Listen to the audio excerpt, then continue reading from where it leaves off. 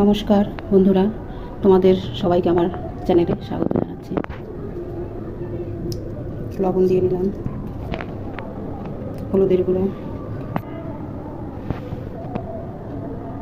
একটু তেল নিয়ে মাংসটাকে ভালো করে মাখিয়ে নিচ্ছি। মাখিয়ে 10 মিনিটের জন্য রেস্টে রেখে দিই।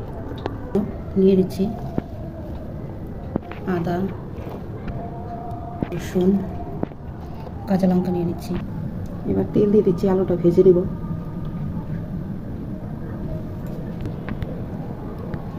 আলুগুলো ভেজে নিই ভালো করে।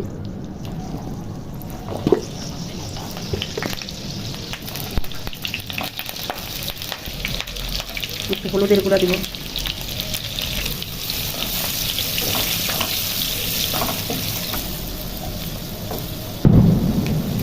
আলুগুলো লাল করে ভেজে নিলাম। এবার নামিয়ে নেব।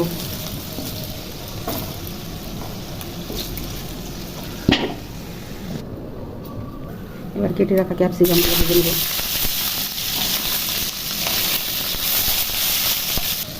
এবার এগুলো উঠিয়ে নেব। একটা শুকনো লঙ্কা দিয়ে দিচ্ছি, একটা তেজপাতা, একটু জিরে। এবার পেঁয়াজ কুচিগুলো দিয়ে দিচ্ছি, ভালো করে লাল লাল করে ভেজে নেব।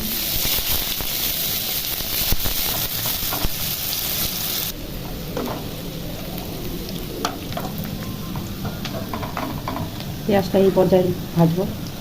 এবার বাটাগুলো দিয়ে দেবো। এবার মশলাটা ভালো করে কষিয়ে নেব, যে অবধি তেলটা না ছেড়ে দেবে।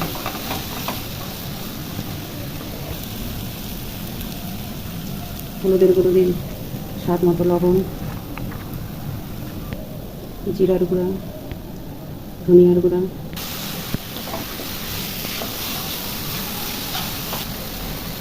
এবার টমেটোগুলো দিয়ে দেবো।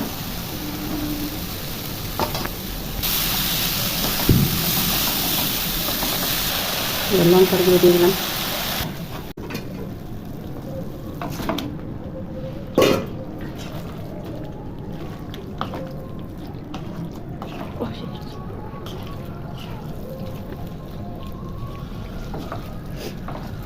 এবার আলু আর ক্যাপসিকামটা দিয়ে দেবো।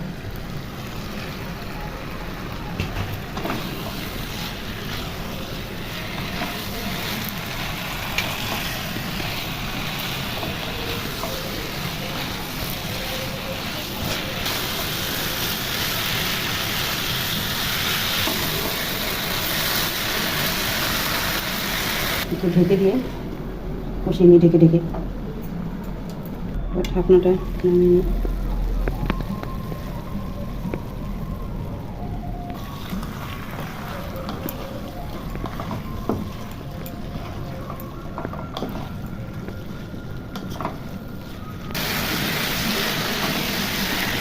এইভাবে না নেড়ে নেড়ে কষিয়ে নেব মাংসটা।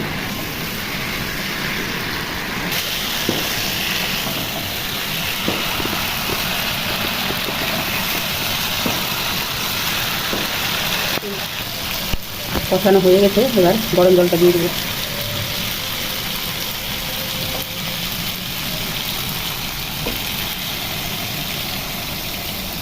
বেশি ঝোল দিব না, শুকনো শুকনো করে রান্না করব। ঢাকা দিয়ে 5 মিনিটের মতো রেখে দিই। ঢাকনাটা নামিয়ে নিচ্ছি।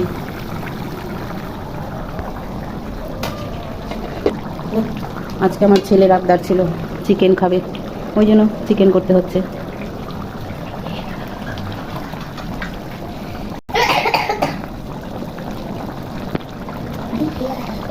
এই যে আমার ছেলে, দেখো।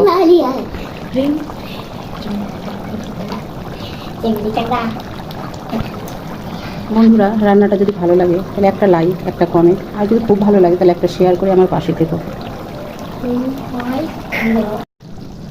গরম মশলা দিয়ে দিচ্ছি।